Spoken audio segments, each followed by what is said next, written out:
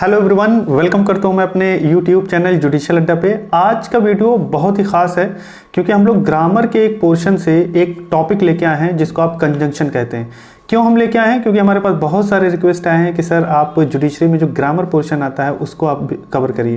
तो हमने एक सीरीज स्टार्ट किया है जिसमें ग्रामर को कवर किया जाएगा। और आप किसी भी स्टेट की जुडिशरी प्रिपरेशन कर रहे हैं, चाहे आप आरजीएस कह लीजिए, डीजीएस, यूपी से जुडिशरी, बिहार पी से जुडिशरी, एमपी से जुडिशरी, उसका जो ग्रामर का पोर्शन है वो आपका हमारे वीडियो से कवर हो जाएगा। आज के टॉपिक में, आज के वीडियो में हम क्या कवर करेंगे? कंजंक्शन। इसको मैं बता दूं कि आरजीएस के 2018 के पेपर में ये क्वेश्चन पूछा गया था कंजंक्शन से रिलेटेड, कोऑर्डिनेटिंग कंजंक्शन से रिलेटेड।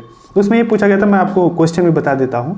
उसमें पूछा गया कि you can only play outside dash your father gets home. अब डैश के यहाँ पे फिल करने के लिए चार ऑप्शन थे आपके पास, उन्होंने दिया था। एक बिकॉज, अंटिल, फॉर और बट, ये चार ऑप्शन उन्होंने दिए थे। अब आपको फिल करना है।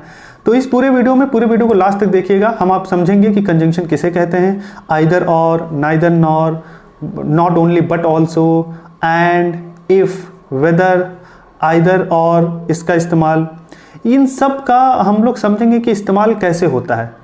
तो सबसे पहले आइए आते हैं कंजंक्शन को। लेकिन उससे पहले मेरी आपसे रिक्वेस्ट है कि अगर आप मेरी चैनल पे फर्स्ट टाइम है तो प्लीज़ सब्सक्राइब करिए, लाइक करिए, शेयर करिए, और सब्सक्राइब करने के बाद बेल आइकन को प्रेस करना ना भूलिए।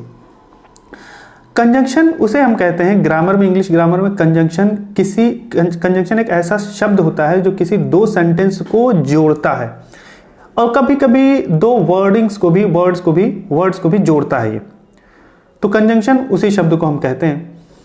जैसे God makes the country, man makes the nation. ये दो सेंटेंस है। अब इसको, दोनों सेंटेंस को हमें जोड़ के बोलना हो, एक ही सेंटेंस बना के बोलना हो, तो मैं ऐसे कह दूंगा कि God makes the country and man makes the nation, इस तरीके से।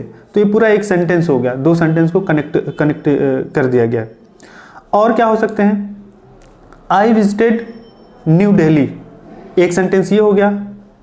आई विजिटेड आगरा, उसी दिन मैं आगरा को विजिट करता हूँ। तो क्या आप ऐसे आम भाषा में बोलते हो, मैं आगरा विजिट किया, मैं दिल्ली विजिट किया? आप ऐसे दो सेंटेंस बना के नहीं बोलते हो, आप एक ही सेंटेंस में बना के बोल देते हो। तो एक ही सेंटेंस में अगर बनाना है तो एक सेंटेंस कैसे आप बनाओगे? कौन सा ऐसा वर्ड है जो इन दोनों सेंटेंस को ऐड कर देगा? तो जाहिर सी बात है, आप ऐसे हिंदी में, मैं बोल रहा हूँ हिंदी में, आप ऐसे कहोगे मैं सिर्फ दिल्ली नहीं गया, आगरा भी गया था, ऐसे आप बोलोगे। तो इसको इंग्लिश में not only but also say use करके इस सेंटेंस को बनाते हैं। जैसे मैं ऐसे इस सेंटेंस को बोलूंगा, I visited not only Delhi but also Agra, ऐसे करके बोलोगे।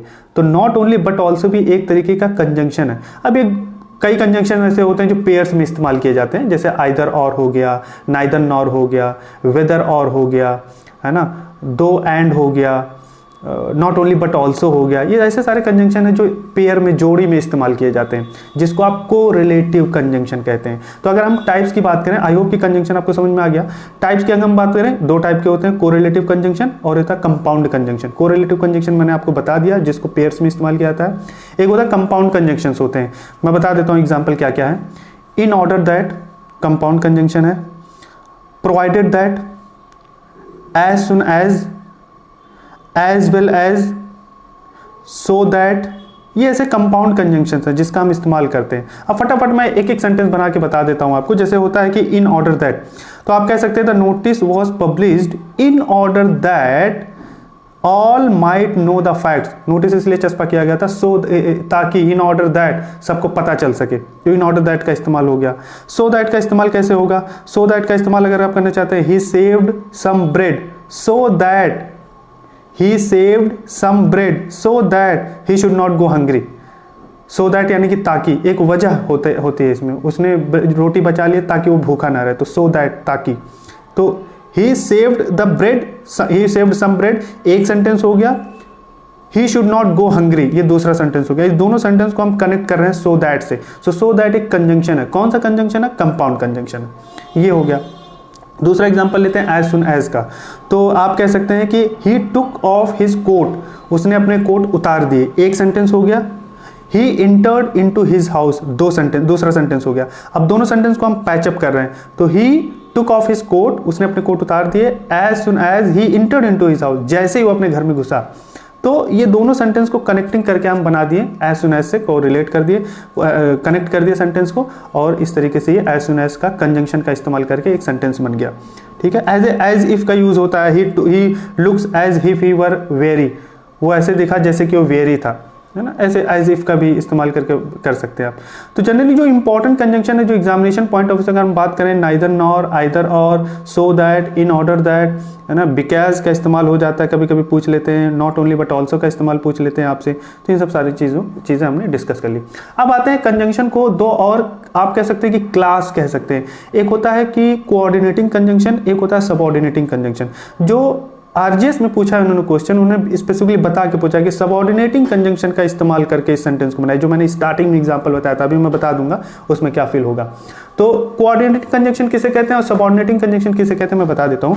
कोऑर्डिनेटिंग कंजंक्शन देखिए, एक ऐसा सेंटेंस, एक ऐसा शब्द जब दो सेंटेंस आपस में इंडिपेंडेंट होते हैं, इक्वल फुटेज पे होते हैं, इक्वल रैंक रखते हैं, यानी कि दोनों सेंटेंस एक दूसरे पे निर्भर नहीं है, वो अलग अलग सेंटेंस है। जैसे मैंने पहला एग्जांपल बताया था कि God made the nation and the man made the, God made the country and man made the nation और द टाउन।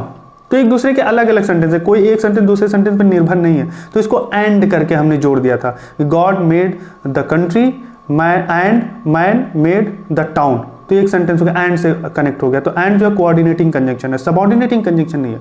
सर सबऑर्डिनेटिंग का एग्जांपल मैं बता देता हूं। जब एक सेंटेंस दूसरे सेंटेंस पे निर्भर रहे तो उसको हम सबऑर्डिनेटिंग कंजंक्शन कहते हैं। जैसे you will pass if you work hard, तो इफ से जो सेंटेंस, दो सेंटेंस है इसमें, यू विल पास एक सेंटेंस है, यू वर्क हार्ड दूसरा सेंटेंस है।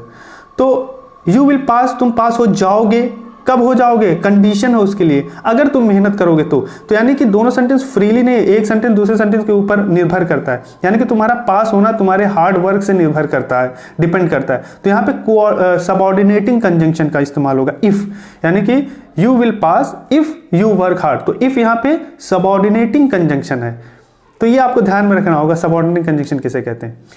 आई will not give you money unless you repay me, यानी कि अगर मैं किसी को उधार देना चाहता हूँ, मुझसे पहले लोन लिया है, तो मैं उससे यही कहूँगा ना, भैया तुम मुझे पहले का पैसा दो, जब तक तुम मुझे पहले पैसा नहीं देते पहले का, तब तक मैं तुम्हें लोन नहीं दूंगा। तो अनटिल का यूज़ होता है, या अनलेस का यूज़ होता है, या टिल का यूज़ होता है। तो कई कई कंजंक्शन ऑप्शनल होते हैं, यानी कि दो तीन कंजंक्शन है, उनको तीनों को मिला के कोई भी, तीनों में से कोई भी यूज़ कर सकते हो।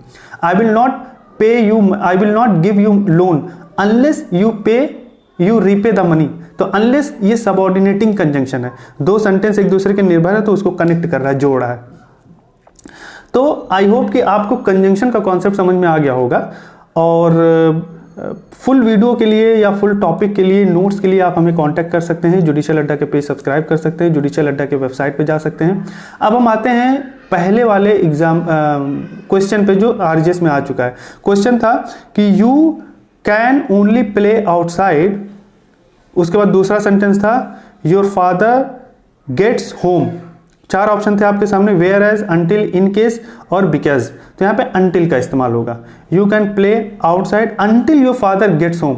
तो ये सबऑर्डिनेटिंग कंजंक्शन का इस्तेमाल किया। सबऑर्डिनेटिंग कंजंक्शन में भी कई टाइप होते हैं। एक तो टाइम को डिनोट करता है, कई कई ये टाइम को, अनलेस वाला टाइम को डिनोट करता है, अनलेस, टिल हो गया, अनटिल हो गया, टाइम को डिनोट करता है। कई कई रीजन को डिनोट करते हैं सबऑर्डिनेट कंजंक्शन में, बिकॉज का यूज होता है वहाँ पे, है ना, या एज का यूज होता है, सिंस का यूज होता है, since you wish it, it shall be done, अगर तुम चाहते हो, तुमने चाहा तो ये होना चाहिए, इस तरीके से। पर्पस का यूज होता है, रिजल्ट का यूज होता है ना, कंडीशन का यूज होता है, कंसेशन और कंपैरिजन का यूज होता है। ये सब यूज करके एक सेंटेंस बनते हैं। तो वीडियो बहुत लेंथी हो जाता है, इसलिए हम सारे एग्जांपल तो नहीं दे सकते, लेकिन ओवरऑल आपको कंजंक्शन का मतलब आई थिंक आपको समझ में आ गया होगा। और आपने इतना वक्त दिया, थैंक यू सो मच।